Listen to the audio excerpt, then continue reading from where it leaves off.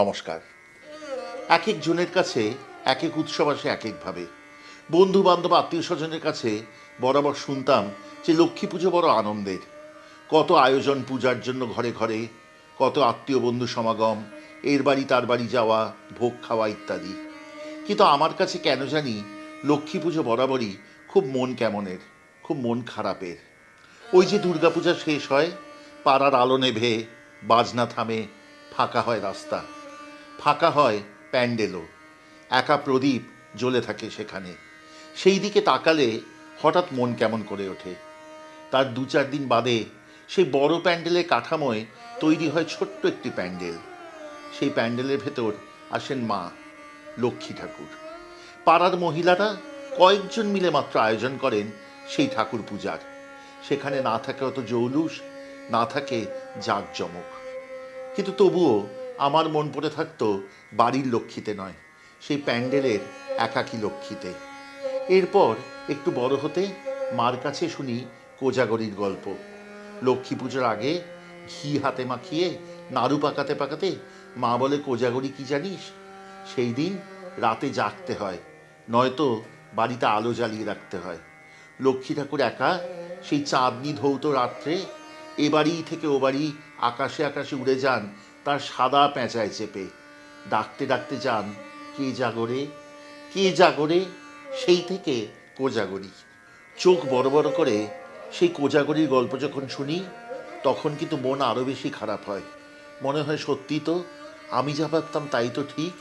এই তো রাতে একা একা মা লক্ষ্মী উড়ে যায় কেবলমাত্র প্যাঁচাকে নিয়ে, চাঁদনি রাতের চারদিক আলো করে।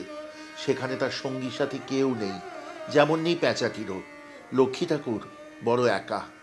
এরপর বয়স বেড়েছে, ধীরে ধীরে বুঝতে শিখেছি লক্ষ্মী ঠাকুর জাঁকজমকের নয়, আড়ম্বরের নয়, অত বেশি আলো ভিড় উৎসব এসবের নয়। লক্ষ্মী ঠাকুর ঘরের, লক্ষ্মী ঠাকুর মনের। সেই জন্যই লক্ষ্মী পূজা যেন হৃদয়ের সুধা দিয়ে পূজা।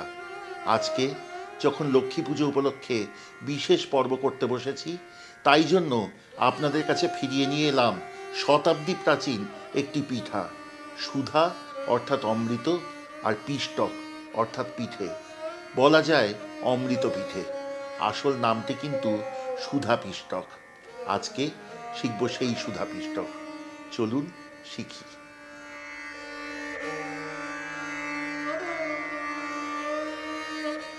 অপূর্ব সুন্দর, প্রায় হারিয়ে যাওয়া এই সুধা পিষ্টকের জন্য দরকার দুটি প্রস্তুতি। প্রথমত, বেশ খানিকটা চিনি শিরা করে রাখুন। এই শিরা কিন্তু হবে রসগোল্লার রসের থেকে একটু ঘন, কিন্তু খুব বেশি ঘন নয়। আর সেদ্ধ করে খোসা ছাড়িয়ে রাখুন বেশ খানিকটা রাঙা আলুর।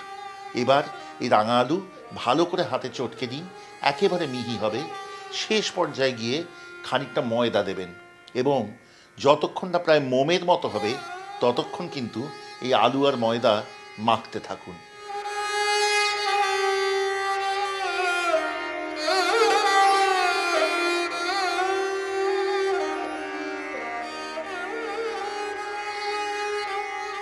এবার একটি বাটিতে নিয়ে নিন খানিকটা মিষ্টি ক্ষীর, অর্থাৎ ক্ষীর করার সময় চিনি দেওয়া আছে এমন। তাতে মেশান খানিকটা কাঠবাদাম অর্থাৎ আমন্ড কুচি, খানিকটা কাজু বাদাম কুচি, খানিকটা পেস্তা কুচি, এবং বেশ খানিকটা ছোট এলাচের দানা। এই সবটুকু খুব সুন্দর করে মেখে রাখুন।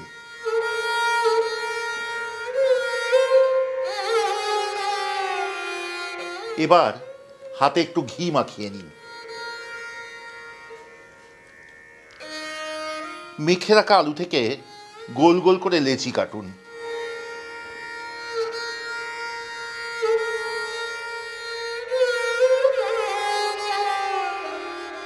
এবার এক একটি লেচি হাতে নিন, আঙুল দিয়ে টিপে একটি গর্ত করুন। তার মধ্যে রেখে দিন বেশ খানিকটা সেই বাদাম কুচি আর ক্ষীরের পুর। ভালো করে আঙুল দিয়ে ঢেকে দিয়ে আবার গোল লেচি বন্ধ করুন। এরপর তা ঘিয়ে ভেজে তুলুন। তারপর রসে ফেলবার পালা।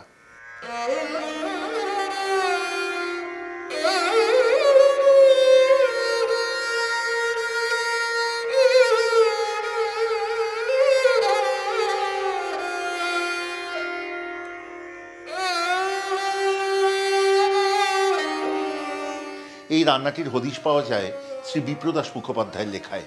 তিনি বলছেন পুরো রান্নাটি ঘিতে করতে। তার কথা মেনে আমি সেইভাবেই করব। কিন্তু আপনারা যদি চান তাহলে এর পরের পর্যায়ে কড়াই বসান আছে, সেখানে মিশিয়ে দিন ঘি আর সাদা তেল।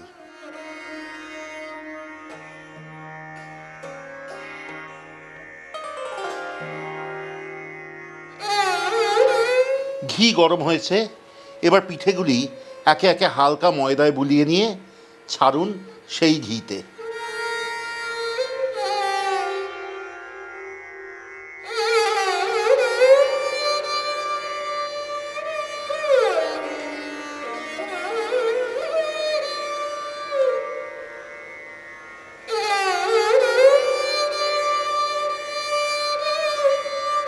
পিঠেগুলিতে সুন্দর সোনালি রং ধরেছে।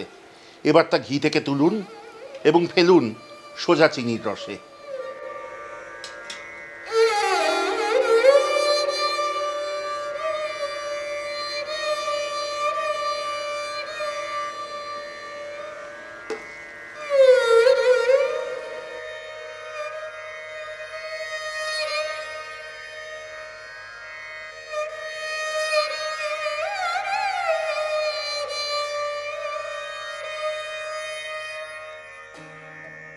এমনইভাবে সবকটি পিঠে সোনালি করে ভেজে তুলুন, তারপর ফেলুন রসে।